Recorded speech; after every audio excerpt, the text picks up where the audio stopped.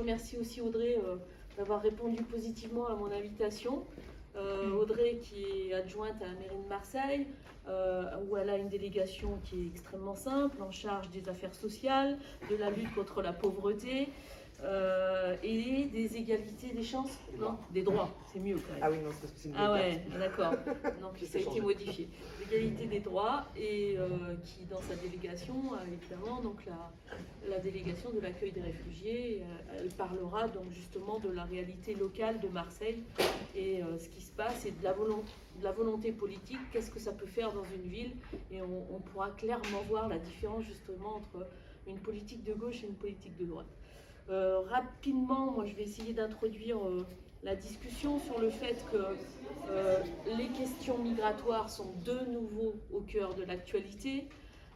Je dirais que ça devient le sujet d'actualité à l'approche de chaque élection, puisque ça permet quand même de mettre toujours en scène l'extrême droite, et que c'est un vrai problème, je veux dire, de la façon dont on aborde les enjeux migratoires. Et je pense que c'est un sujet qui est soumis à peu près à toutes les exploitations politiques et politiciennes, certainement les plus atroces et les plus déraisonnables. Donc on nous dit régulièrement que c'est un sujet, le sujet de préoccupation des Français. Moi je ne sais pas qui a décidé ça, mais j'ai quand même de profonds doutes. Mais en tous les cas pour nous c'est un sujet de débat, et c'est un sujet qu'il faut qu'on traite avec raison et avec ambition et espoir et totale liberté de circulation. Donc à partir de là, vous le savez, on a écrit en 2018 des propositions qui sont donc dans ce manifeste, ce petit livret jaune que vous pourrez prendre à la sortie. Et c'est un thème en fait qui est aujourd'hui dans l'actualité, abordé à partir de la situation d'Afghanistan. Évidemment, hier c'était la Syrie et la Libye, auparavant c'était à partir de la Tunisie. Et malheureusement, à chaque fois, on parle de flux migratoires, mais nous, on ne parle pas de flux migratoires, on parle d'enjeux migratoires, mais ce sont des humains. Et on oublie de temps en temps de parler des humains quand on parle de flux migratoires. Enfin, quand je dis on, nous, on ne l'oublie pas. Dans tous les cas, les médias et la droite l'oublient largement. Alors, je voudrais quand même rappeler quelques principes avant qu'Audrey nous explique ce qui se passe à Marseille, que l'immense majorité des réfugiés, des déplacés, sont dans les pays limitrophes. Et ça sera le même sujet au sujet de l'Afghanistan. Ils vont migrer, enfin se déplacer pour la survie, pour leur survie, en particulier donc au Pakistan et en Iran. Donc, et ça, c'est des mouvements de population depuis la nuit des temps. L'immense majorité des réfugiés vit dans les pays du Sud. C'est d'abord une première chose qu'il faut rappeler pour essayer d'éviter la peur de ce fameux horde migratoire que voudrait régulièrement rappeler l'extrême droite. De la même manière, je voudrais rappeler aussi que la politique migratoire est une politique nationale, qu'aucun État actuellement ne veut les transférer auprès de l'Europe, et que la politique des visas est la condition d'obtention du droit d'asile, sont des chasses gardées de chaque État qu'ils ne veulent surtout pas léguer à l'Europe au cas où ça assouplirait, parce que l'État veut toujours garder la maîtrise de ses frontières, et y compris à un moment donné où on a pu avoir des présidents qui pouvaient s'assimiler à la gauche. Donc la politique de la France, malheureusement, à ce sujet-là, elle est assez similaire à l'ensemble des pays de l'Union européenne. C'est fermeture des frontières, valider les murs qui se construisent, rejet des bateaux de sauvetage en Méditerranée, tu nous parleras peut-être un peu de SOS Méditerranée qui a un impact important ici, c'est durcir les conditions d'obtention du droit d'asile, c'est multiplier les reconduites dans le pays d'origine, c'est le maintien des centres de rétention administrative qui est quand même purement scandaleux parce qu'on enferme des gens qui n'ont quand même pour seul problème de ne pas avoir de papier. C'est quand même une prison pour des gens qui n'ont pas de papier, c'est assez surprenant. C'est le respect des accords honteux de l'Union européenne avec des pays comme la Turquie pour sous-traiter les accueils de réfugiés. Et puis un petit point de détail, quand j'ai relu un petit peu mes notes et tout, etc., l'Union européenne, en 2019, a passé un accord avec l'Afghanistan, qui à ce moment-là, en 2019, était considéré comme pays sûr, et qui permettait le renvoi de réfugiés afghans dans leur pays, parce qu'ils étaient soi-disant déboutés de l'asile. Au passage, quand même, ça veut dire que la France a renvoyé plus de 400 personnes en 2019 en Afghanistan, sans se soucier de ce qu'ils sont devenus Et donc, ils font un peu les malins maintenant, où soi-disant, tout d'un coup, ils ont le cœur ouvert et ils ouvrent les portes à tous les Afghans. Mais il faut savoir quand même ce qui s'est passé en 2019. Et tout ça, l'Allemagne l'a fait aussi. Donc, la plupart des pays de l'Union européenne l'ont fait. Alors, quand on parle de réfugiés, droit d'asile, détournés, puisque c'est le sujet actuel, de quoi parle-t-on? Simplement, je ne vais pas vous saouler de chiffres, mais en connaître quelques-uns. Et ce n'est pas les chiffres du Parti communiste, c'est les chiffres du ministère de l'Intérieur via l'OFPRA. Il se trouve qu'en 2020, évidemment, année touchée, et la mobilité internationale a été principalement touchée par la pandémie. Donc ça a été, je dirais, une année assez calme au niveau du mouvement migratoire. C'est 95 600 demandes, mineurs inclus, dont 86 620 premières demandes de droit d'asile. Donc quand on nous dit que le droit d'asile est galvaudé, détourné ou quoi que ce soit, ça reste quand même extrêmement minime dans un pays qui, je vous rappelle, a quand même 65 millions de population, donc d'habitants. Donc c'est 8 830 demandes de réexamen, donc parmi ces chiffres-là, et tout ça en dehors des procédures de Dublin, j'y reviendrai si vous le souhaitez. Et au passage, il y avait déjà, donc en 2020, 10 100 Afghans qui avaient demandé ce droit d'asile. Le deuxième pays, c'est la Guinée. Le troisième pays, c'est le Bangladesh. Et le quatrième pays, c'est la Côte d'Ivoire. Et le cinquième, c'est le Nigeria. Donc, voilà la situation. Mais dans ces chiffres-là, seulement 33 000 dossiers ont été acceptés.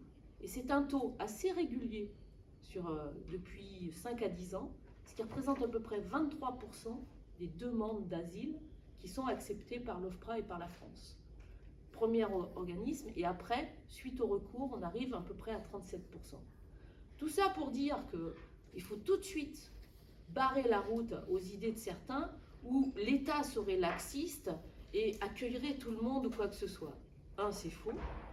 Deux, la France est un des pays d'Europe qui protège le moins les réfugiés et qui donne le moins les demandeurs d'asile. L'Allemagne en fait beaucoup plus, le Danemark en fait beaucoup plus, l'Italie en fait beaucoup plus. Donc c'est le pays le plus dur dans la législation. Donc il faut toujours rappeler ça, parce qu'on ne peut pas parler de laxisme. Une fois qu'on en est là, on a des politiques particulièrement dures, une situation mondiale particulièrement dure qui amène beaucoup de gens sur la route, en particulier l'Afghanistan, et vous avez entendu comme moi l'actualité, où on va ouvrir les bras à tous ces Afghans, sauf que les conditions diplomatiques de la France font que très peu de personnes sont arrivées. Des annonces de maires de beaucoup de grandes villes ont dit « nous on est prêts à accueillir ». Vous avez peut-être vu, le maire de Marseille en a fait partie. Il y a eu une tribune de l'ANECRE, de l'Association nationale des élus communistes et républicains, qui a été signée par beaucoup de maires. Je n'ai plus le chiffre en tête, et puis peut-être j'ai pas l'actualisation de la lettre. Et donc beaucoup se désignent comme des villes volontaires à accueillir. Et on voit bien quand même que l'État se défausse largement sur les politiques volontaristes des communes, parce qu'eux ne font rien. Encore une fois, il ne faut pas, nous, qu'on déculpabilise l'État de ne rien faire, mais il nous faut, nous, dans nos villes, nous organiser pour que ces personnes soient accueillies le mieux possible. Et c'est là que je passe la parole à Audrey, et qui va nous expliquer ce qui se passe et ce qu'ils ont pu faire durant un an de mandat, puisque ça fait qu'1 an que vous êtes élus, et ce qui se passe quand même assez rapidement, ce que vous avez pu faire avec une marque de volonté terrible pour accueillir les réfugiés. Merci Cécile. Bonjour à tous. Donc, je vais déjà dire le masque, excusez-moi. On n'a plus l'habitude, hein, en règle générale, maintenant, même nos interventions, on les fait masquer, donc, mais effectivement, c'est plus agréable comme ça. Je voulais en préalable vous dire évidemment mon plaisir de pouvoir échanger avec vous aujourd'hui autour de ces questions-là, sur la question de l'accueil des réfugiés et des populations en situation de migration au sens large. Les derniers débats, c'était avec l'opposition municipale et notamment avec Valérie Boyer. Je ne sais pas si vous la connaissez, à droite très dure, un chef de file de l'opposition sur ces questions. Donc ça me vaut très souvent des débats extrêmement compliqués. Cécile l'a dit, je suis en charge pour la mairie de Marseille de la question des affaires sociales et de la solidarité. Et nous avons souhaité que la question des réfugiés soit associée à cette délégation, puisqu'il y a évidemment une entrée par le prisme de la précarité qui est extrêmement forte, notamment sur nos territoires, mais c'est partout pareil. Et donc effectivement, cette question-là aujourd'hui est rattachée à ma délégation. L'idée de ce débat, c'était aussi au-delà des principes que l'on connaît, que l'on partage et que vous pouvez évidemment retrouver dans le manifeste que le parti a produit en 2018. L'idée, c'était aussi de voir comment concrètement essayer de donner à voir le point de vue d'un élu local sur la question, entre les positions que nous pouvons défendre, nous communistes, et les moyens dont nous disposons, ou pas, j'insiste sur le ou pas, dans nos villes pour accueillir dignement ces populations. Donc évidemment, aujourd'hui, notre débat, il se tient dans le cadre d'une actualité autour de la question des réfugiés afghans. Beaucoup de villes, dont Marseille, se sont exprimées pour accueillir ces réfugiés dans leur commune, en contradiction évidemment, mais ça ne vous aura pas échappé, avec la position du gouvernement, mais Cécile l'évoquait tout à l'heure, qui évoque lui des flux migratoires à maîtriser. Les villes, au contraire, ont fait preuve d'une grande solidarité, alors non, pas toutes les villes, mais en tout cas une très grande partie, notamment des grandes métropoles françaises, ont fait part de leur volonté d'accueil et de solidarité avec ces publics.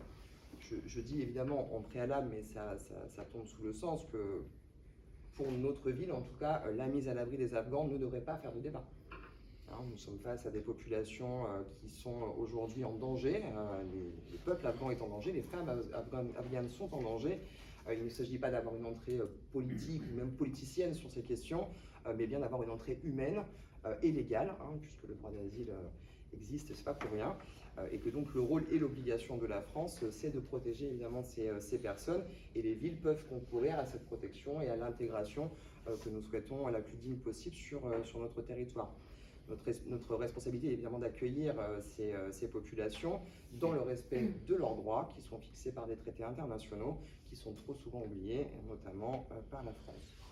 Je le disais, Marseille a évidemment réagi sur la base de ce qui fait son histoire. C'est une ville construite par l'immigration au fur et à mesure des années, une ville monde, une ville port, un port ouvert qui a été une terre d'accueil pour toutes celles et ceux qui ont fui la misère, qui ont fui la guerre, qui ont fui le fascisme au cours des siècles passés, mais évidemment aussi au cours de notre histoire contemporaine. Marseille a réagi pour cela, mais pas seulement. Et de très nombreuses villes se sont aussi exprimées dans le même sens, car nous savons que nous sommes capables d'absorber sur notre territoire, et Cécile rappelait les chiffres il y a quelques minutes, quelques dizaines de milliers de personnes en France, et qu'il s'agit avant tout d'une histoire de volonté politique et pas d'une histoire de moyens. C'est des choix que nous faisons et des moyens que nous mettons après à disposition. Les villes, et la NECR évidemment l'a fait également, sont venues rappeler fortement au gouvernement par des prises de position rapides que la France doit garantir un accueil digne et accorder sa protection à toutes celles et ceux qui arrivent sur son territoire, quel que soit leur statut, et favoriser leur intégration. Les villes sont prêtes à participer à cette démarche, mais qui doit être une démarche collective, et je vais y venir dans le fil de mon propos, parce que si effectivement un certain nombre de grandes communes ou de grandes collectivités ont pu avoir cette position de principe exprimée rapidement et fortement, nous devons aussi faire face à un paradoxe. Les villes sont en première ligne parce qu'elles sont au contact de leur population en direct, mais n'ont quasiment aucune compétence pour pouvoir gérer ces situations sur leur territoire. Cécile le rappelait tout à l'heure, la question de l'immigration au sens large est une prérogative exclusive de l'État. Dans sa stratégie, évidemment, l'État décide des politiques d'accueil et d'intégration sur son territoire. Elle décide aussi de la répartition entre les différents territoires des populations qui peut arriver, comme c'est le cas actuellement avec les réfugiés afghans. Mais l'État dispose aussi des moyens. Et je mets un petit peu de côté la question des mineurs non accompagnés, sur laquelle je reviendrai tout à l'heure, qui revient aux conseils départementaux de nos territoires. Mais à 90%, c'est l'État qui décide de la stratégie, de l'accueil sur le territoire et des moyens qui sont associés. Les villes que nous représentons, les collectivités locales que nous représentons sont au final condamnées à subir les politiques du gouvernement qui trouvent des déclinaisons sur leur territoire, mais nous ne sommes pas aujourd'hui un partenaire du gouvernement sur ces questions.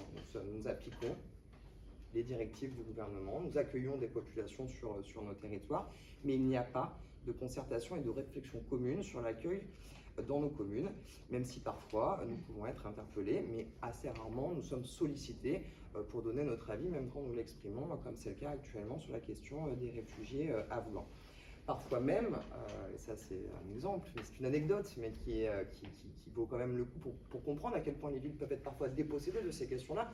Parfois même, nous sommes interpellés par des associations ou par des comités d'intérêt de quartier qui disposent d'informations que nous n'avons pas, nous, villes.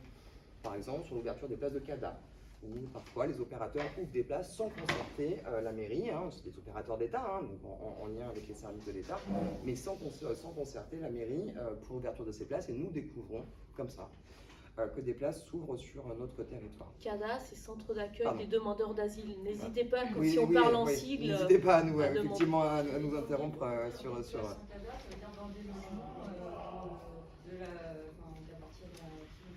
privé, en règle générale, qui captent dans le parc privé, en règle générale.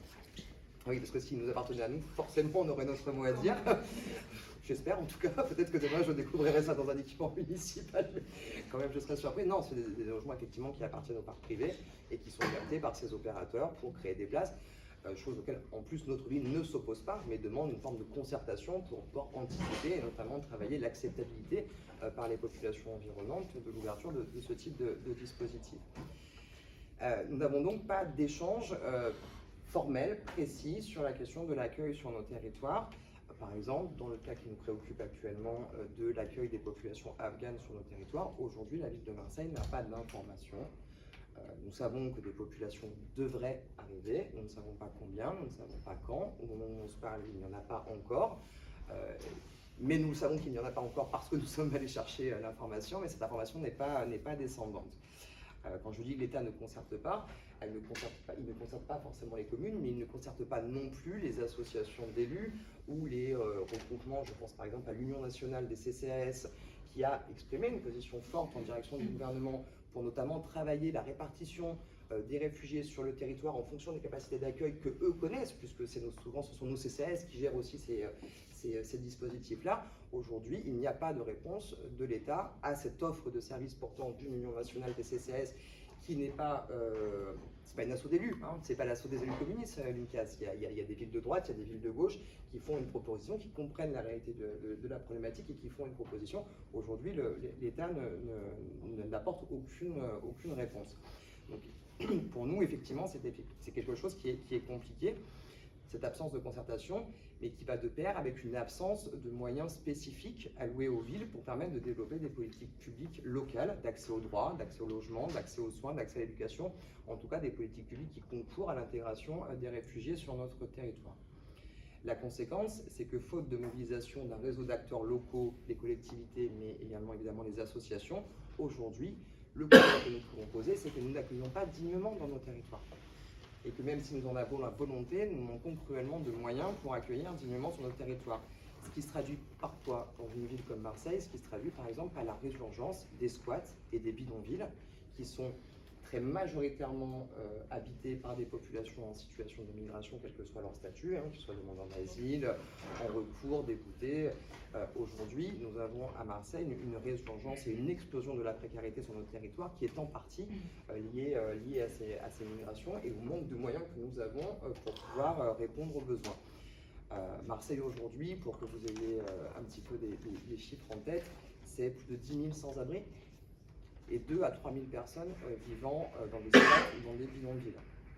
Et une grande population, une grande proportion, je le disais, de populations en situation de migration, car il manque des places évidemment de CADA, ou quand ces places existent, elles sont très souvent des places d'hôtel, qui ne répondent pas aux besoins des familles, notamment, puisqu'il n'y a pas de possibilité de cuisiner, puisqu'il n'y a parfois pas de lieu d'hygiène, et qui sont parfois, en tout cas c'est vrai chez nous, j'espère que ça l'est moins ailleurs, mais j'ai un peu de doute, qui sont parfois insalubres, qui sont parfois remplis de punaises de lit, Donc ce n'est pas des conditions d'accueil dignes sur un territoire de donner une chambre d'hôtel de 15 mètres carrés pour y mettre 4 personnes, parce que tu ne peux pas cuisiner, tu ne peux pas te laver. Donc c'est un vrai problème et ça vient renforcer, ça vient nourrir en fait des mafias aussi qui exploitent ces publics-là, qui exploitent les vieux immeubles ou les squats que nous pourrions avoir où les places sont extrêmement chères. Un squat c'est payant dans les grandes cités marseillaises. C'est pas cadeau, c'est pas gratuit, c'est des choses qui sont payantes et qui sont gérées par des organisations criminelles, on peut le dire. Donc en parallèle donc, de ces 10 000 sans-abri et de ces 2 à 3 000 personnes vivant en bidonville, Marseille compte à peu près 1 000 à 1 500 places d'hébergement d'urgence. Donc vous mesurez le gap et l'absence de réponse publique à cette problématique. Et je ne vous parle même pas du nombre de logements sociaux manquants. Le problème d'avoir si peu de places d'hébergement d'urgence aujourd'hui, c'est que face aux besoins qui augmentent de façon extrêmement forte, l'urgence devient du semi-pérenne. L'absence de logements sociaux empêche une fluidité dans le parcours de logement, et donc la vocation première de l'hébergement d'urgence, qui est la mise à l'abri inconditionnelle des publics, quels qu'ils soient, quel que soit leur statut sur le territoire.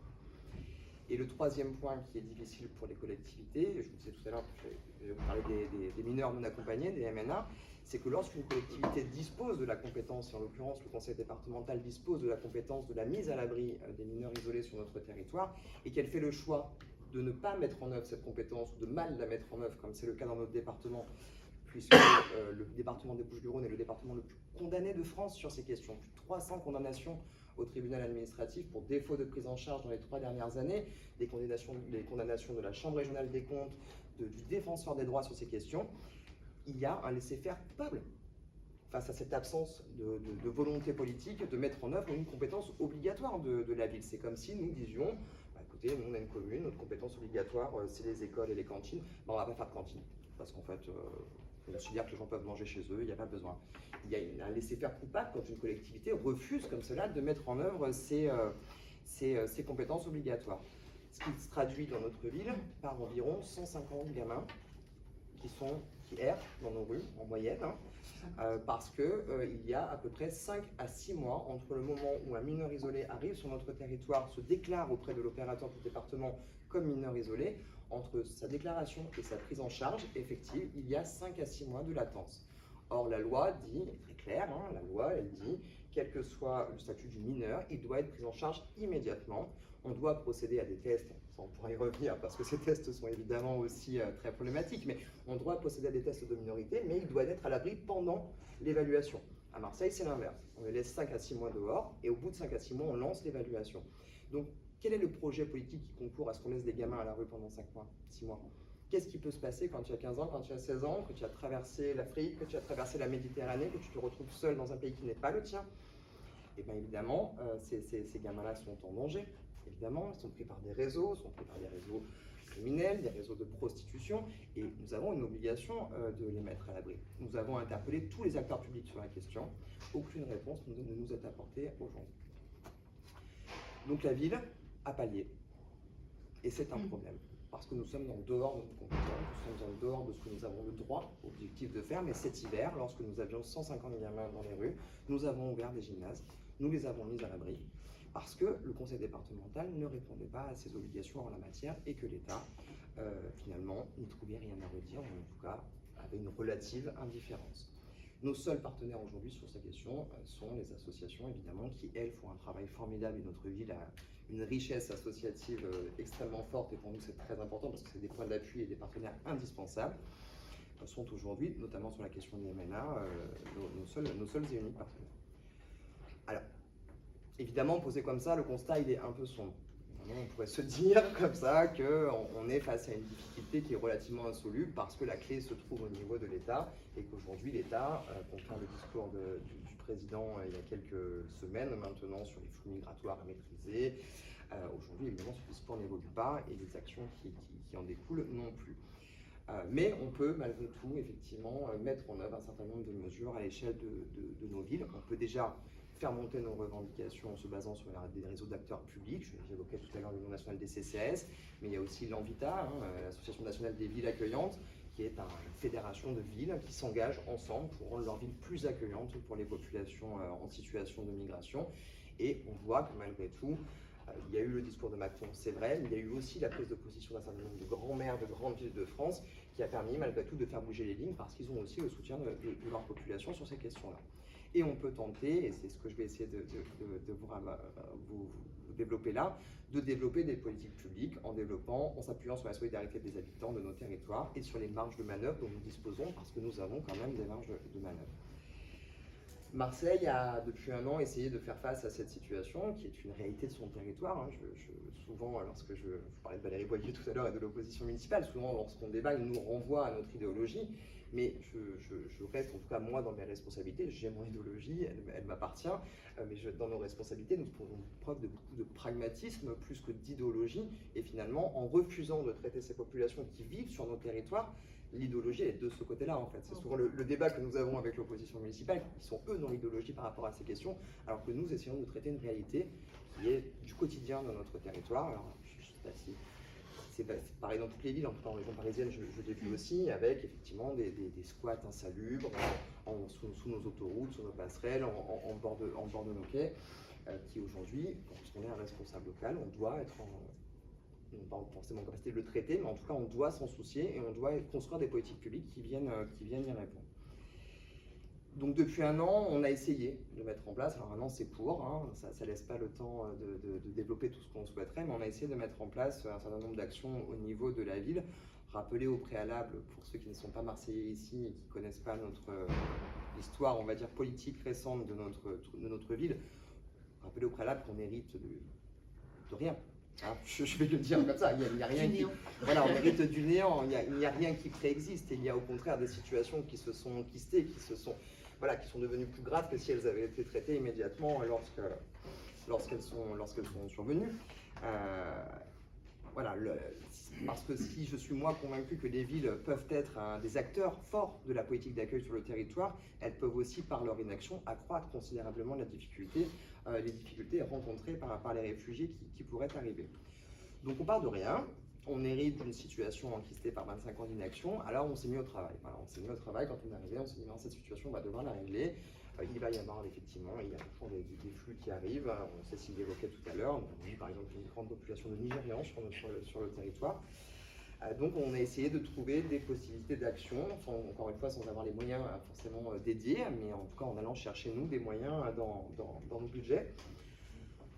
On s'est déjà engagé dans un travail avec l'État, parce que je vous disais tout à l'heure, l'État concerte peu, mais il existe un outil dont on s'est saisi, qu'il s'agit du contrat de territorialisation, d'accueil et d'intégration des réfugiés, qui bientôt, et notamment à notre demande, traitera l'intégralité des populations migrantes et plus seulement la question des réfugiés, parce que c'est démontré un petit peu restrictive pour nous.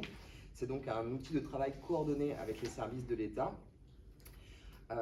qui nous permettra, sur la base d'un diagnostic partagé, derrière d'engager un plan d'action que nous avons décidé de centrer autour de l'accès au droit, de l'accès au logement et de l'accès aux soins, mais un travail partenarial avec l'État qui aujourd'hui n'existe pas, mais qui peut se faire dans le cadre de ce contrat-là, qui en règle générale est signé entre l'État et les métropoles. Sauf que, petite spécificité marseillaise, ni la métropole ni le département ne sont tout à fait de la même couleur politique que la ville.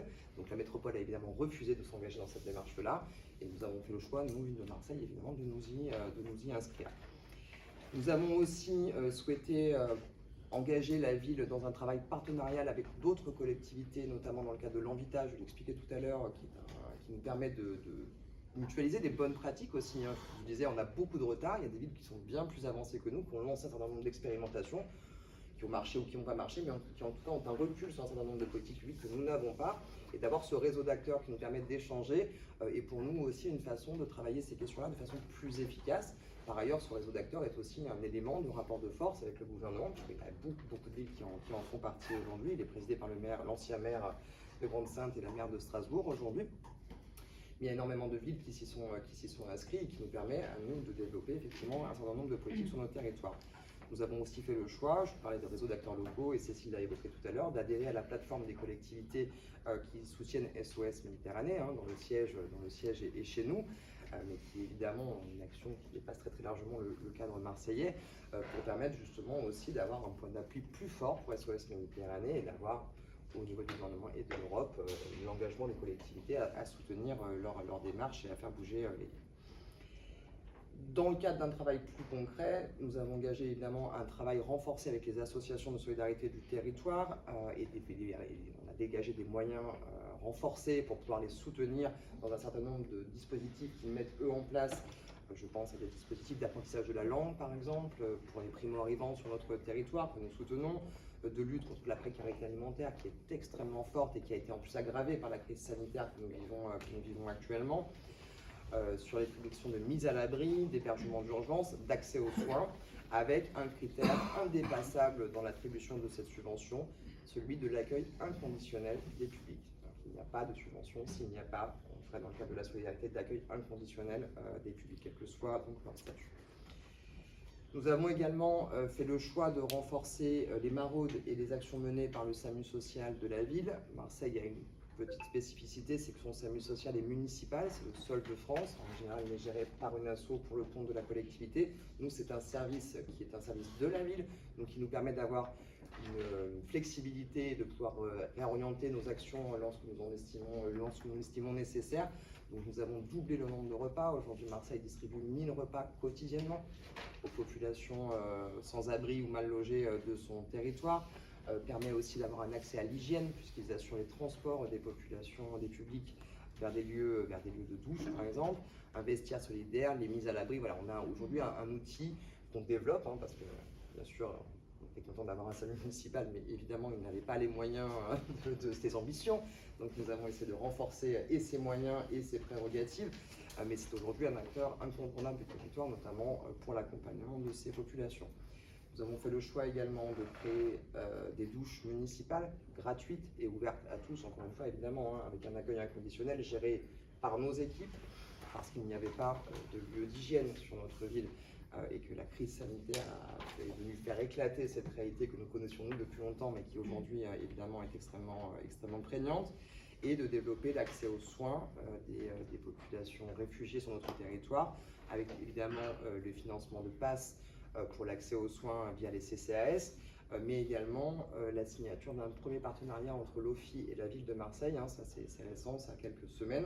C'est la première fois que en France ça se fait, pour permettre la vaccination des primo-arrivants sur notre territoire. Quand je dis vaccination, je ne parle pas que du Covid, je parle évidemment de la question au sens large, ce qui permettra dans nos centres de vaccination municipaux d'avoir un partenariat avec l'OFI qui nous enverra un certain nombre de publics qui le souhaiteraient.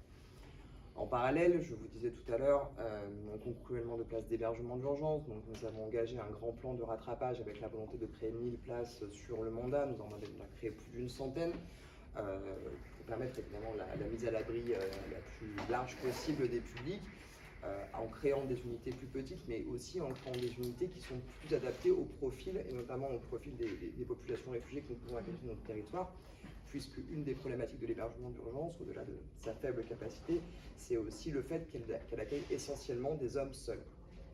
Or, lorsque nous sommes face à des phénomènes comme celui que nous vivons par exemple en Afghanistan, nous accueillons des familles, nous accueillons des femmes qui aujourd'hui n'ont pas de lieu dédié. Nous avons fait le choix effectivement de travailler avec l'État dans la création de places d'hébergement d'urgence, mais en les ciblant sur des publics qui aujourd'hui n'avaient pas d'espace qui leur était dédié. Donc on crée un centre pour les familles et un centre pour les femmes. Et l'idée est de commencer à travailler, de renforcer cette question-là dans les années qui viennent. Et de s'engager, je le disais tout à l'heure, parce qu'il y a aussi un problème de fluidité dans le logement, dans une démarche d'insertion par le logement, par ce qu'on appelle la démarche du logement d'abord, c'est-à-dire de la mobilisation d'une partie de notre patrimoine en direction de publics qui sont aujourd'hui extrêmement précaires et qui ont besoin d'avoir un lieu où ils se reconstruisent. Et enfin, mais ce n'est pas exhaustif, et ma collègue qui est ici et qui est en charge de l'enseignement supérieur de la recherche et de la vie étudiante aurait aussi, j'imagine, à dire sur la question de l'accueil des étudiants réfugiés sur notre territoire, mais je lui laisserai le soin d'intervenir dans le débat si elle le souhaite. Mais en tout cas, sur la scolarisation des enfants, nous avons une très grande mobilisation sur ces questions, de faire en sorte que la scolarisation de tous ces gamins qui arrivent sur notre territoire soit la plus fluide possible et qu'il n'y ait pas de frein à la scolarisation, quels que soient les publics. Ça, c'est pour le coup une des rares responsabilités directes que nous avons en tant que mairie.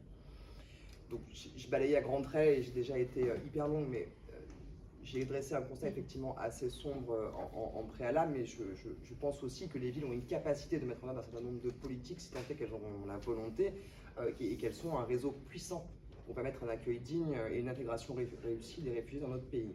Faire sans les villes ne permettra pas de concourir à ces objectifs-là. On peut se dire ce qu'on veut, à un moment, c'est un acteur incontournable de ces questions-là, parce que c'est sur nos territoires que tout cela se vit, parce que nous avons des marges de manœuvre, et donc nous devons participer ensemble à la définition de ce que nous souhaitons en termes d'intégration. Je ne reviendrai pas sur les grandes mesures qui sont contenues dans le manifeste et que vous devez connaître, mais que évidemment, il est évident que je ne peux moi qu'y souscrire en tant que militante et en tant qu'élu, la régularisation des travailleurs sans papier, parce que sans le droit, il n'y a pas d'intégration possible sur nos territoires. Le droit au travail, pour lutter contre la précarité, pour lutter contre les mafias qui se saisissent aussi de ces personnes sans ressources et qui ont besoin à un moment ou à un autre de travailler, l'accès au droit et un accompagnement social renforcé, l'accès simplifié aux soins, parce que c'est extrêmement d'actualité aussi, le respect des procédures administratives, ça, voilà, je ne parle même pas, la création de places de CADA, l'aide au transport, il y a un certain nombre de mesures que nous ne pouvons pas mettre en œuvre, mais évidemment que nous partageons et que nous soutenons très largement. Mais voilà, je vous le disais, nous souhaitons participer à la définition de ces mesures sur nos territoires aux côtés des acteurs locaux qui disposent d'une expertise en la matière. Face à l'urgence et face à la précarité croissante qui gagne nos villes, nous ne faisons pas de choix idéologiques, nous cherchons ensemble les moyens de faire face et d'accompagner dans la dignité les habitants de nos territoires, tous les habitants, quels qu'ils soient. Je vous remercie.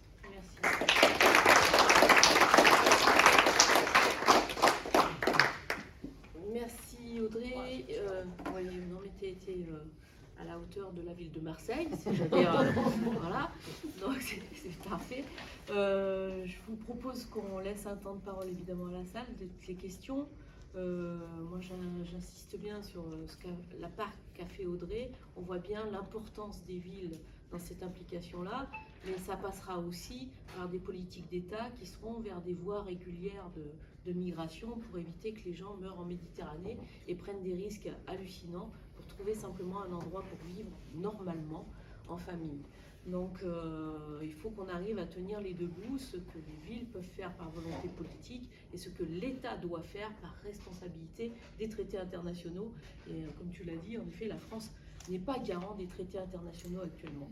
Et d'ailleurs, le vrai défi des réfugiés afghans qui vont arriver, c'est comment on va faire pour accélérer leur demande de droit d'asile, parce que franchement, il n'y a pas de question à se poser. Il va falloir les accueillir et leur permettre de vivre très rapidement, pour s'intégrer très rapidement et qu'ils reconstruisent leur vie.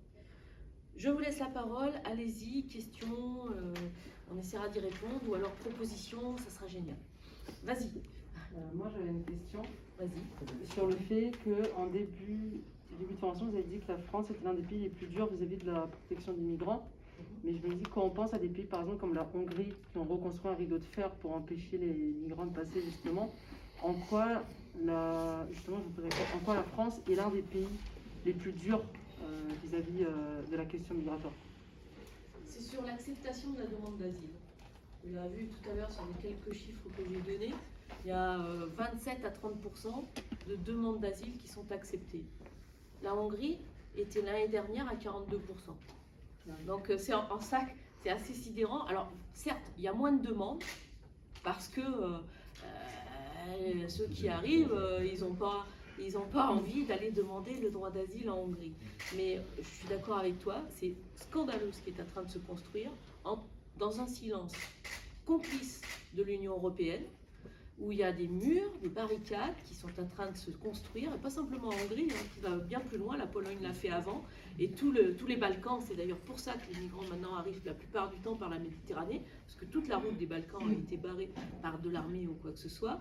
Et actuellement, il y a une vague il y a des Biélorusses qui essayent de quitter leur pays et qui se heurtent à l'armée hongroise, et ça va aller au carnage, quoi. Voilà. Et l'Union européenne est complice de cette situation parce qu'elle a laissé tranquillement ces constructions de murs se faire, et pire que ça, elle ne l'a jamais dit. Elle n'a jamais dit à Orban: arrête un peu ta comédie, quoi. Je veux dire, ça s'est fait avec la complicité de l'Union européenne. Donc, cependant, le pourcentage de demandeurs d'asile est encore supérieur. En nombre, c'est bien inférieur, tu as raison, mais en tous les cas, en pourcentage, c'est bien supérieur. Voilà. Merci. Oui. Oui, j'ai deux remarques. La première, c'est que à suivre un certain nombre de parcours de demandeurs d'asile, de déboutés du droit d'asile et de victimes d'OQTF, d'obligation de quitter le territoire, on voit qu'en fait, il y a quand même assez peu d'OQTF qui sont mises à exécution en protection. Par contre, on fait vivre des centaines de milliers de personnes dans la précarité de long terme, sans accès aux droits, sans accès aux droits au travail, et dans l'incertitude de leur avenir, dans une sorte de no man's land juridique. Et ça, pour moi, c'est criminel. Et c'est criminel, et c'est aussi, je pense, pour la société, c'est aussi une bombe à retardement. Parce que c'est les gens qui, pendant ce temps-là, ne peuvent pas réellement s'intégrer. Et en plus, peuvent en dégager une idée assez sombre, en fait, de ce que leur propose la société française. Et ça, c'est valable pour tout dernièrement, il y a eu 2-3 situations sur ma ville de jeunes qui étaient acceptés en BTS après un parcours au lycée, après avoir réussi leur bac, qui avaient une entreprise qui était prête à les embaucher en alternance, donc possibilité de dégager un petit revenu, et que le préfet, parce qu'ils ne sont plus mineurs, à qui le préfet donne des OQTF. Et ça, c'est vraiment extrêmement régulier. Ces jeunes-là, ils vont probablement pas être expulsés, parce que ça coûte cher d'expulser on en est là aussi, il y a cette politique cynique, en fait, du pouvoir. Et ils vont rester sans possibilité de compléter leur formation, sans possibilité d'avoir accès au travail. Et victimes peut-être potentiellement des mafias, victimes aussi du travail illégal. Moi, dans mon secteur, le Finistère Nord, la CGT s'est beaucoup impliquée ces 2 dernières années pour dénoncer et combattre l'exploitation dans la ramasse de volailles de travailleurs sans papier. Et c'est vraiment, enfin, dans l'agriculture, l'agroalimentaire, on sait qu'il y a beaucoup d'exploitation des sans-papiers. Donc je pense qu'il faut que le Parti communiste affirme haut et fort, et y compris à l'occasion des élections présidentielles, que nous sommes pour la régularisation des sans-papiers. Et c'est vrai qu'on ne l'entend pas toujours assez dans le discours qu'on peut porter dans les médias ces dernières années. Alors c'est peut-être pas une mesure populaire, en même temps il faut mener le combat idéologique. Et si nous on ne le dit pas, qui le dira, quoi. Parce qu'il faut être en capacité d'expliquer, en fait. Ce que tu dis est très vrai, et on le vit tous régulièrement. C'est-à-dire à partir du moment où il n'y a pas, c'est pour ça que moi je liais la régularisation au droit. C'est simplement donner des droits, en fait. Et aujourd'hui, on a par cynisme ou par austérité ou par je ne sais quoi, effectivement, des populations sur notre territoire sans droit, qui ne seront pas renvoyées, parce que tu as raison, une partie des OQTF ne sont pas mises en œuvre, à fortiori dans la période que nous vivons actuellement avec la crise sanitaire, où plein de pays avaient fermé leurs frontières, et donc effectivement, ça n'existait, les retours à la frontière n'existaient plus. Donc, encore une fois, c'est presque faire preuve de pragmatisme que de poser ces propositions-là aujourd'hui. Là, effectivement, sans droit, on ne peut pas se construire. Sans droit, on ne peut pas s'intégrer. Et il y a des problématiques après qui en découlent parce qu'effectivement, ces populations aujourd'hui sont dans une forme de déshérence sur notre territoire, sans pouvoir travailler. Chez toi, c'est l'agriculture, chez nous, c'est le BTP par exemple. Et on voit aujourd'hui, lorsqu'on passe à côté des grosses plateformes de BTP, ce qu'on ne voyait plus, des gens qui se vendent à la journée, qui vendent leurs bras à la journée, qui attendent qu'on vienne les chercher pour vendre leurs bras au black à la journée, sans les droits, sans la protection qui leur est due en tant que travailleurs. Donc effectivement, une des solutions, c'est que ces travailleurs soient régularisés, ils concourent à l'activité économique de notre pays, ils doivent avoir les droits qui vont avec, ça permettra de favoriser leur intégration sur le territoire. Tu as complètement raison, Ismaël, à double titre, c'est que l'État est complice en effet de cette fabrication d'illégaux, parce que les OQTF, en effet, il y en a à peu près 70% qui ne sont pas réalisés, parce que quand même c'est soumis au droit international, que le tribunal administratif parfois oublie, c'est-à-dire qu'on n'a pas le droit de renvoyer quelqu'un dans son pays si on n'a pas l'accord du pays de départ. Et il y a très peu d'accords en ce moment avec le pays de départ. C'est d'ailleurs une situation extrêmement politique, où vous voyez les visites de Macron ou de... J'ai perdu le nom du ministre de l'Intérieur. Darmanin. Comme quoi. Il y a des fois... et donc, où il va au Maroc, où il va en Tunisie, où il va... soyons clairs, hein, c'est un des accords commerciaux contre les humains. C'est scandaleux, ça, il faut le dénoncer grandement. Aucun accord commercial ne doit mettre la politique migratoire au milieu. Aucun. C'est ce que l'Union européenne fait tous les jours. Avec la Turquie, avec le Maroc, et j'en oublie certainement.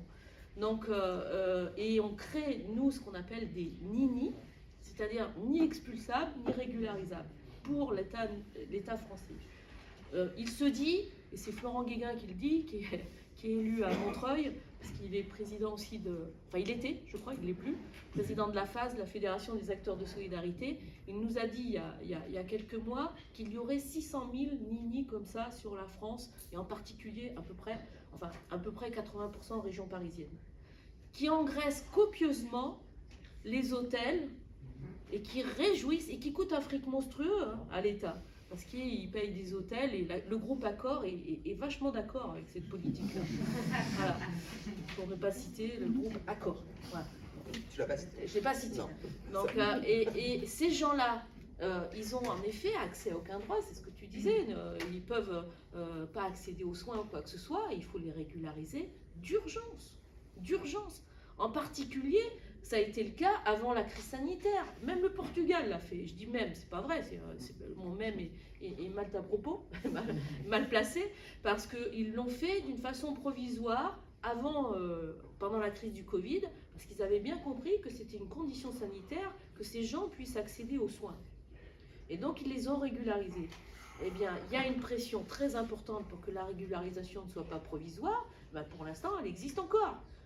C'est pas génial comme situation. Dans tous les cas, les associations, et elles le font, et je suis d'accord avec toi, Ismaël, moi je suis la première, dès que j'ai l'occasion de le dire, eh ben, je le dis, il faut régulariser tous ces gens sans papier pour accéder à leurs droits. Et il faut que ce soit le Parti communiste qui le dise, mais d'autres gens de gauche qui se disent progressistes. Il y a en effet la CGT qui mène un grand combat par rapport à cette régularisation par le travail depuis très longtemps, qui était une circulaire Valls, qui n'était pas connue comme un grand progressiste. Mais cependant, elle existe encore, cette circulaire, donc il faut encore s'accrocher là-dessus, ça permet quand même quelques régularisations. Et un dernier mot avant de te donner la parole, sur les mineurs. Rappelons qu'un mineur n'a pas besoin d'avoir des papiers. Il ne peut pas être sans papiers. Et le problème tu as parlé de la situation du département des Bouches-du-Rhône, le département des Alpes-Maritimes faisait la même chose, et certains départements de la région parisienne, comme par exemple le Val d'Oise, fait la même chose. Ils laissent traîner les études, et comme par hasard, les gamins, le diagnostic commence à 17 ans, on laisse traîner la démarche, et puis voilà, ça y est, ils ont 18 ans, et ils se retrouvent sans papier, sans droit, et au QTF. Ce qui est purement scandaleux, quoi. Et c'est pas, en effet, ce que tu disais, un manque d'application de la part, des clauses obligatoires du département. Donc il y a tout ça à remettre en place. Il y a quand même beaucoup d'associations et de syndicats qui font pression, mais malheureusement, on travaille souvent au cas par cas, parce que actuellement, il est vrai qu'on n'arrive pas à faire avancer les lois vers le progrès à ce sujet-là. Soyons clairs aussi. Mohamed, conseiller municipal délégué à Bobigny. Je te remercie, Audrey. Je remercie aussi Cécile pour cet exposé très, très, très dense et à la fois qui fait froid dans le dos. Sur la situation des réfugiés. Mais pour répondre à juste Ismaël, en réponse, je crois que le Parti communiste, avant de déclarer à l'extérieur que nous sommes pour la régularisation des sans-papiers et pour un accueil digne des réfugiés, je crois qu'il faut le rappeler sans aucun esprit polémique, il faut le rappeler aussi à nos dirigeants politiques. Nos dirigeants en interne, qu'on a une brochure qui s'appelle Pour une France hospitalière et fraternelle en Europe solidaire, parce que quand j'entends nos dirigeants politiques dire les déboutés de l'asile politique sont amenés à rentrer chez eux, ça me coupe les jambes et ça me donne envie de rendre ma carte dans l'heure. Je pense que ça, il faut le rappeler d'abord en interne avant de le rappeler en externe. Et pour en revenir à la situation que tu as dépeinte sur Marseille, Audrey, on est sur le 93, je suis sur le 93, et vous partez de rien, nous on a tout à reconstruire, parce que quand tu passes derrière l'UDI après 6 ans, où on met un frein terrible à la scolarisation des enfants sans papier, ça a été le CCAS inaccessible aux enfants sans papier. Par exemple, demander à des enfants de sans papier de payer la cantine plein pot pour ensuite aller, ses parents aller au secours catholique qui leur donnait un chèque, qui venait payer la cantine, c'est inadmissible. En tout cas, il y a ce dont on parle aujourd'hui, c'est l'actualité, c'est vrai, c'est l'Afghanistan. Comment on va faire mais il y a aussi l'existant, ces réfugiés qui sont là, dont tu parles, Cécile, mais qui sont là parfois depuis plus de 10 ans et qui vivent dans des hôtels. Et là, les hôtels, on a quelque chose à dire. Et je pense que sur les villes communistes, on ne devrait plus admettre. Et ces gens-là sont sortis quand du bois, ils sont devenus visibles, même parfois pour les communistes, parce qu'on les avait invisibilisés. C'est pendant le premier confinement. Quand tu as des gens qui sortent en rupture alimentaire totale, parce que vous, c'est le BTP, un peu nous aussi, le BTP dans le 93, où tu as tous les matins devant le bas de corps de Bobigny des réfugiés qui viennent se vendre, qui viennent vendre la main-d'œuvre, ou la restauration chez nous. Tu as tous ces gens où les restaurants sont fermés, qui du jour au lendemain, et généralement des hommes, chefs de famille, qui n'ont plus rien à manger, et tu organises la solidarité comme tu peux, quand tu as une mairie de droite en face qui refuse de voir ces gens-là. Et le scandale des hôtels, le confinement nous a permis d'y mettre enfin les pieds et de voir. Un apart city à Bobigny qui est un mélange de tout tu as des mineurs isolés, des familles de réfugiés, des sans-papiers, et tout ça ne devrait pas vivre ensemble, n'ont pas les mêmes problématiques. Et ça aboutit à des problèmes de prostitution qu'on commence à avoir à l'intérieur des hôtels parce que c'est pris par des mafieux, et ça arrange les hôteliers parce qu'on y met généralement un agent, un gardien de jour et un gardien de nuit qui se transforme plus en vigile qui leur fait un petit peu la pression, et tout ça c'est aux frais du contribuable, où ça coûte. Moi, mon président d'office HLM, vous me donnez 4 000 € par famille, par mois, moi je vous fais des miracles. Nous, là, on donne 4 000 € par famille pour héberger ces familles dans des hôtels miteux où il y a des punaises de lit. Il est là aussi le scandale. C'est comment nous, on coordonne, on pallie à l'État. Et deuxième chose, une chose que je voudrais ici réaffirmer et qui nous pend au nez, et que la droite et l'extrême droite s'en donnent à cœur joie depuis l'Afghanistan, c'est toujours relier les flux migratoires et les réfugiés au terrorisme. Et ça, c'est vraiment scandaleux. Et ça, c'est le scandale de trop. Et je vois que notre parti et les partis de gauche en général sont assez mous dans leur réaction. Je connais des Afghans LGBTI et ils sont pas plus islamistes que vous et moi, et je vous jure actuellement, pour qu'on les sorte de là, c'est un calvaire pas possible.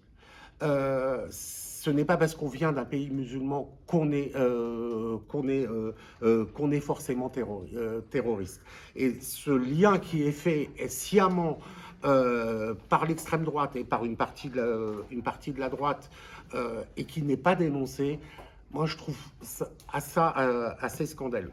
Et pour en venir aux mineurs isolés, on les voit parce qu'on a un centre d'hébergement de la Croix-Rouge à Bobigny, mais il y a tous ceux qui passent entre les mailles du filet. Et on est en train de créer, c'est simple, hein, nos mineurs isolés viennent du Maghreb, de l'Algérie. Ils sont presque tous de la région d'Alger ou d'Oran, là où il y a des ports où on peut embarquer.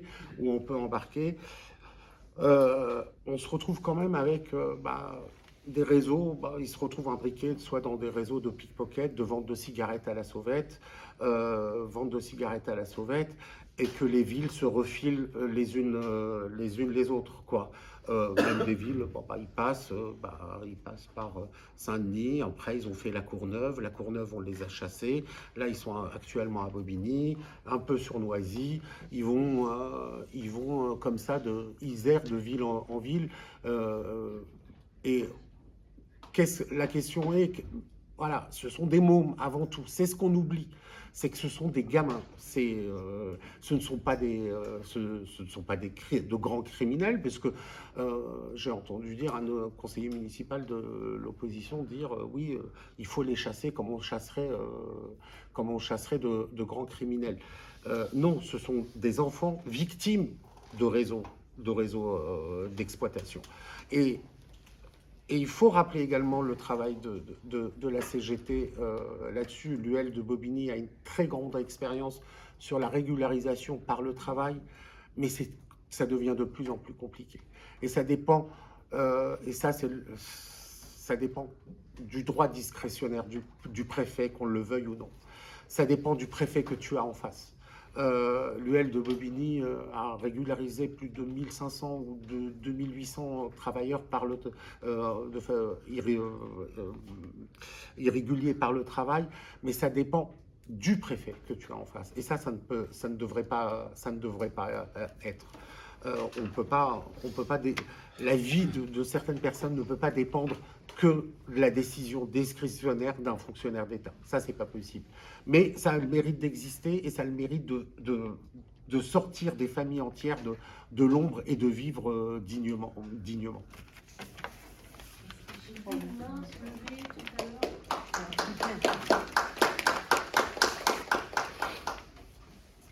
Oui, Camille, je suis adjointe au maire de Laval. Donc notre maire fait partie de ces jeunes maires qui ont manifesté leur volonté d'accueillir des Afghans là prochainement. J'ai pu que m'en réjouir, forcément je suis très satisfaite, puisqu'on n'est pas du même bord politique, donc je suis satisfaite en tout cas que ce jeune maire prenne l'initiative seule, mais au compte de la municipalité, d'accueillir des Afghans, des familles afghanes.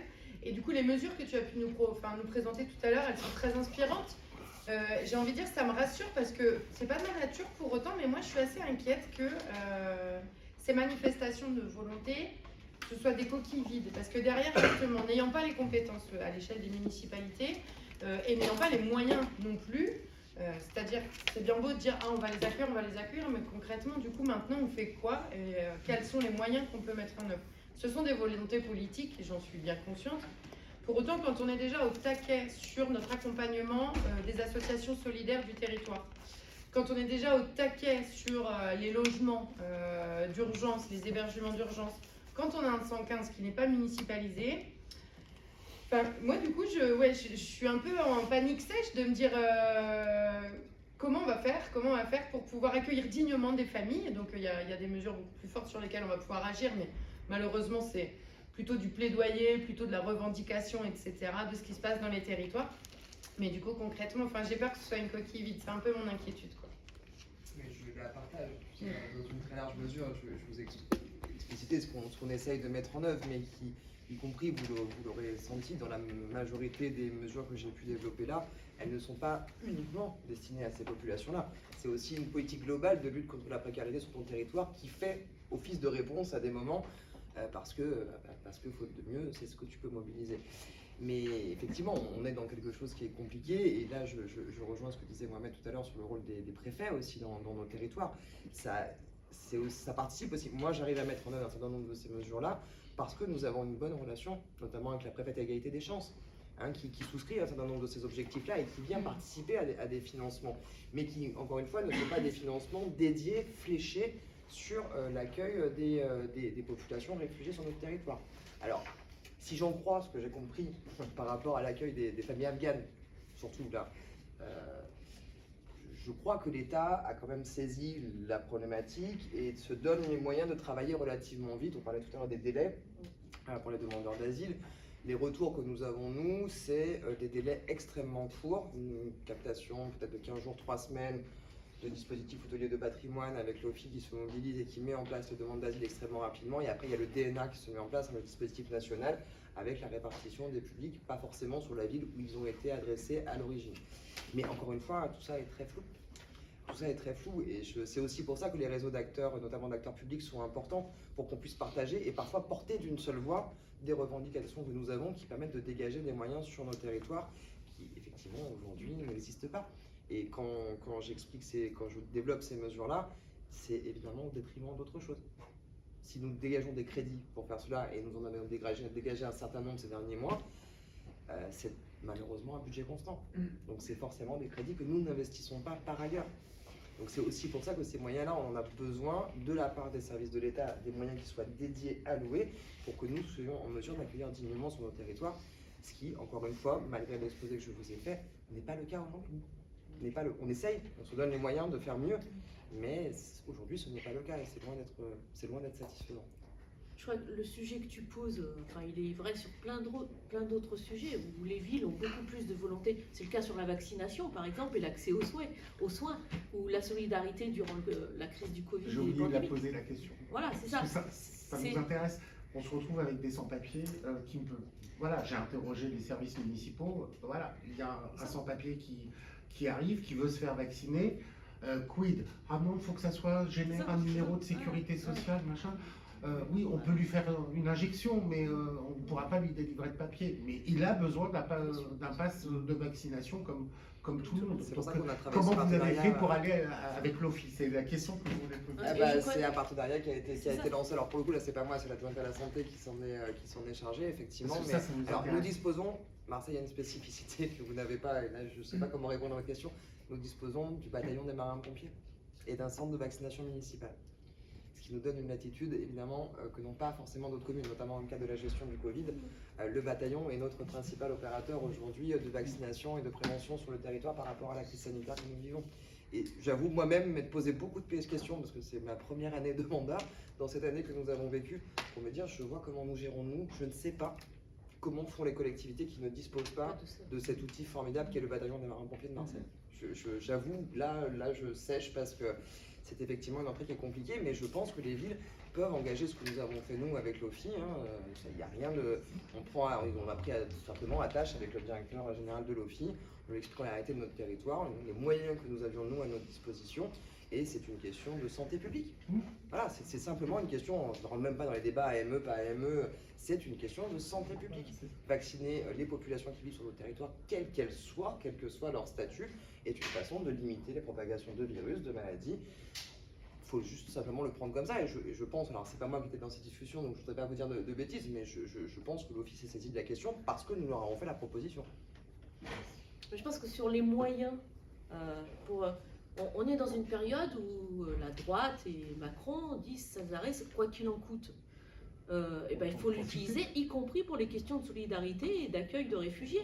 Chose que parfois on est un petit peu timide, y compris nous, je veux dire, pour le faire. Donc c'est une bataille politique importante. Alors je sais bien, je suis élue moi aussi, j'ai été longtemps dans le coin là, donc je sais bien ce qu'il en est. Mais c'est une bataille de moyens, tu le disais, si on prend quelque part pour le déplacer parce que c'est un moyen constant. Mais ça c'est un sujet aussi, les budgets vont être votés des collectivités dans quelques mois. Il y a des entités, des institutions qui sont riches. J'en cite une, c'est la région Île-de-France. Le conseil départemental des Bouches-du-Rhône. Le conseil départemental des Bouches-du-Rhône, il y en a plein d'autres. Donc là aussi, il faut taper sur ce sujet auprès de toutes les collectivités pour avoir des financements pour accueillir dignement. Et là, pour le coup, on rentre aussi pleinement dans ce qu'on disait, la volonté politique pour arriver à ça. Et je pense que... pour le coup, la bataille, quoi qu'il en coûte, il faut qu'on l'utilise surtout. Et je pense que, moi j'ai entendu Pécresse à la région Île-de-France dire que comme on est dans un grand plan de relance, que l'argent n'est pas cher actuellement, on peut emprunter à gogo pour faire vivre l'économie. Mais peut-être que vivre l'économie, c'est aussi accueillir dignement les réfugiés. Et moi je le crois.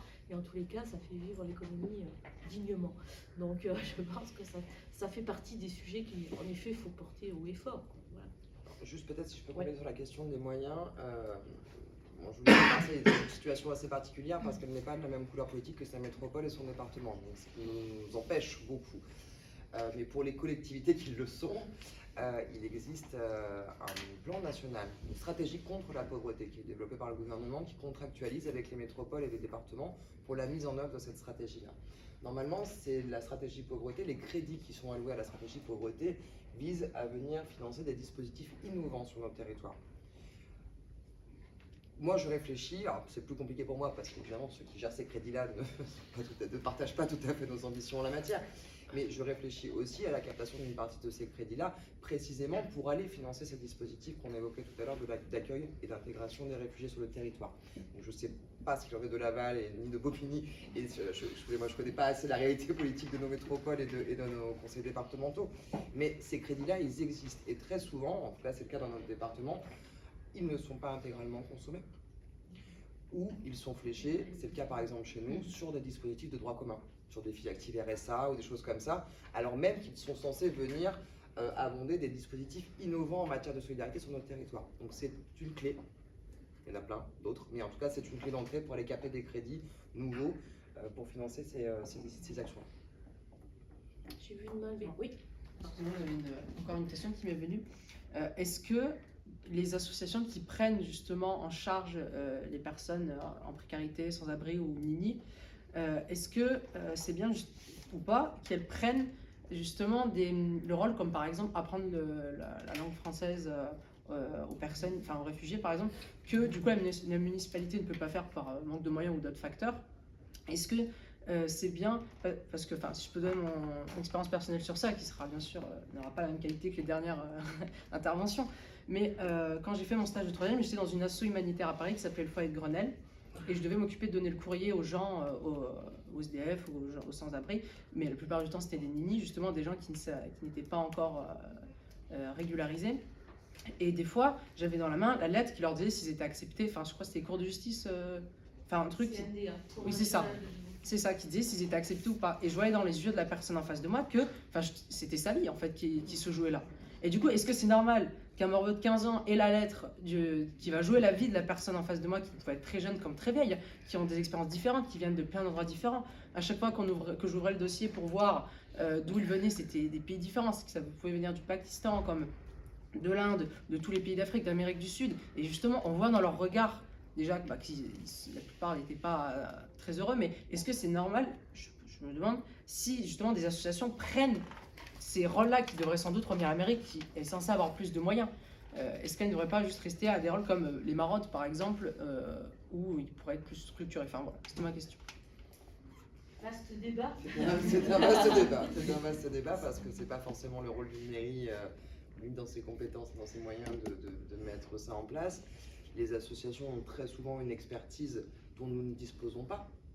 C'est vrai aussi, parce que sur ces questions-là, on n'est pas toujours très actif.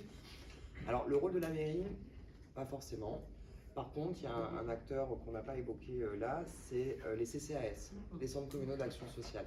Puisque précisément, l'asso dans laquelle tu bossais qui recevait ce courrier, c'est une obligation légale du CCAS de faire ce qu'on appelle la domiciliation. Voilà, de donner une adresse à tous ceux qui n'en ont pas. C'est une obligation des CCAS, alors plus ou moins bien mise en œuvre, mais c'est une obligation des CCAS. Mais après, il faut de l'accompagnement social, et moi c'est quelque chose que je réfléchis aussi pour le CCAS de la ville, que je dirige, parce que le vrai défaut, en fait, c'est l'accompagnement social de ces publics aujourd'hui.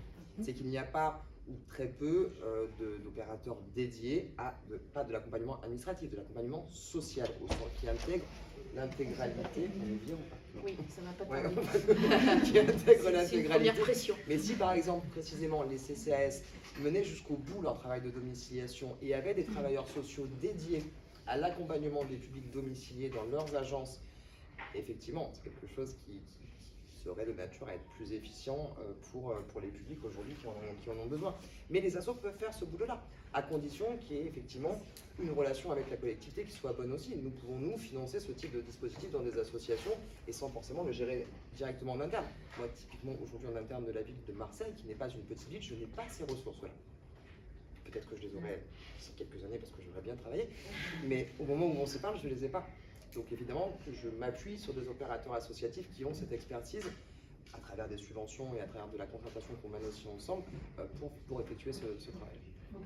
Et cependant, quand même, sois fier d'avoir amené une lettre à ces personnes en difficulté, parce que c'est encore pire quand ils reçoivent juste un petit texto du oui ou non à acceptation, quoi. Tu vois. Donc, je pense qu'ils étaient plusieurs, quoi. Ouais, non, j'ai mais pas ça, donné à je une personne. c'est clair. C'est que tous les jours, il y en avait 3 où je voyais que C'est clair, c'est clair. Mais ça fait partie aussi des sujets où il y a besoin d'humaniser ces procédures administratives qui sont parfois très compliquées, en particulier pour des gens qui ne possèdent pas forcément la langue. Et enfin, faut voir ce que c'est qu'un entretien, je veux dire, à l'OFPRA, quoi. Quand on doit expliquer ton parcours de migration. Bon, on sait quand même ce qui se passe en Libye, maintenant, c'est pas un secret. Donc, quand ils ont besoin d'expliquer ça pour chercher une protection, enfin, c'est terrible humainement, quoi. Donc, c'est clair qu'il y a aussi besoin d'accompagner. Et pour le coup, là, il y a des associations. Je pense à France Terre d'Asile qui est missionnée là par l'État pour avant tout accueillir les familles afghanes. Des associations, pour le coup, moi je ne suis pas trop sur la sous-traitance qu'à des associatifs du traitement social. Il faut trouver, comme tu l'as dit, c'est-à-dire un lien entre les institutions et les associations. Mais il y a quand même des gens qui sont des experts dans ce domaine-là et qui aident considérablement. Et soyons clairs, vu ce qui se passe en France actuellement sur les politiques d'accueil des réfugiés, si toutes ces associations n'existeraient pas, ce serait une catastrophe. Catastrophe. Donc, il faut les remercier quand même de ce travail et être systématiquement à leur côté pour essayer aussi, parce qu'il y a des militants de ces associations qui vivent comme toi, tu l'as pas forcément bien vécu, ce que tu nous as raconté, qui vivent des... Non, mais c'est dur, bien sûr, c'est clair. Et qui vivent des situations, enfin, il y a quand même des gens dans SOS Méditerranée qui reviennent quand même sacrément ébranlés de tout ça. Donc, il faut aussi les accompagner, ces gens, parce que c'est des éléments moteurs à l'équilibre de ce qui se passe actuellement. Il y avait une dernière question là, mais après on va se c'est faire... pas une question, c'est pour répondre. Moi, j'habitais à l'époque à Manosque, et c'était le CADA qui servait de boîte aux lettres aux demandeurs d'asile. Moi, je parle de demandeurs d'asile. Sauf que moi, comme j'en avais un qui était justement, CADA avait loué dans l'immeuble dans lequel je vivais un studio à une famille. À l'époque, c'était une famille arménienne, mais qui venait de l'Ouzbékistan. Enfin, c'était d'Azerbaïdjan. Donc, c'est une famille qui demandait l'asile. Et c'est quand même moi qui leur ai lu la lettre dans laquelle leur demande d'asile était refusée. Alors tu vois, moi je suis vieille, hein, et ça m'a fichu un choc, parce qu'ils faisaient une crise de nerfs, il a fallu que j'appelle l'hôpital. Ils attendaient ça, ils avaient des enfants en bas âge. Donc tu vois que l'émotion n'est pas que chez les jeunes, même quand on est des vieux baroudeurs, ça touche. Voilà. Et ceci dit, je trouve très bien que des associations, malgré tout, fassent des cours de conversation en français. Moi, j'en ai fait pour des mineurs non accompagnés. J'en fais maintenant pour des adultes. C'est simplement parce que humainement, c'est important pour un isolé de savoir que tous les Français ou tous les pays d'accueil ne sont pas la police et le fonctionnaire. On me dit au CADA, ne vous impliquez pas tant. Mais je dis, vous êtes là, vous travaillez, vous faites des papiers, vous faites des trucs. Vous pouvez ne pas vous impliquer. Mais il est bon aussi que des personnes normales s'impliquent. Et je trouve que ça a été même une chance pour moi de savoir qu'il y avait des gens qui avaient besoin de moi. C'est également, comment dire, oui, ça m'a apporté un grand plaisir. Donc c'est donnant-donnant en fait. Voilà. L'humain d'abord. Exactement. Merci pour ces belles conclusions et en tous les cas la solidarité existe.